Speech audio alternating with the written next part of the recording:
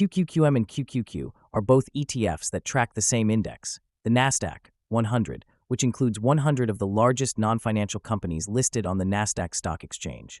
These funds give investors access to big names in tech, healthcare, and consumer sectors, but despite their similarities, they're designed for slightly different purposes and types of investors.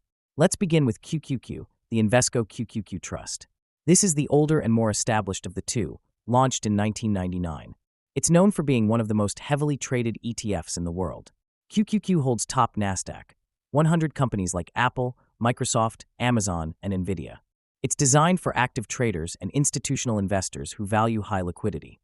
QQQ's volume is extremely high, meaning shares are easy to buy and sell quickly. However, this liquidity comes with a slightly higher expense ratio of 0.2%.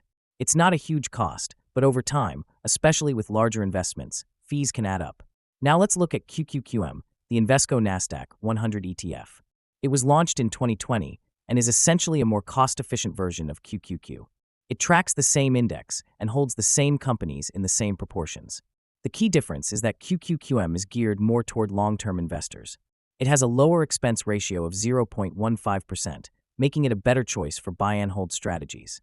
While it doesn't have the same daily trading volume as QQQ, it's still liquid enough for most investors and perfectly suitable for those who don't need to trade frequently. Now let's break down the differences. First, in terms of performance, both QQQ and QQQM have nearly identical returns because they track the same index.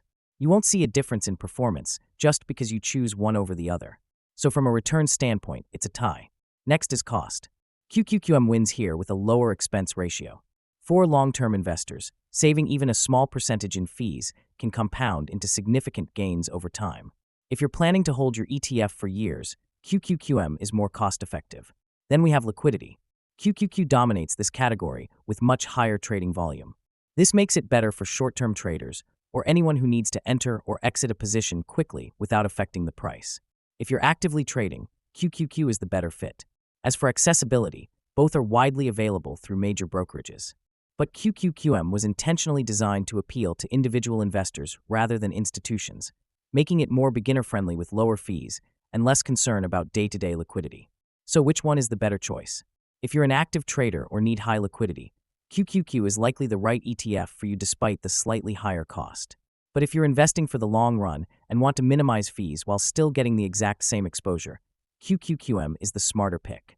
The right choice depends on your strategy. Trade frequently, go with QQQ.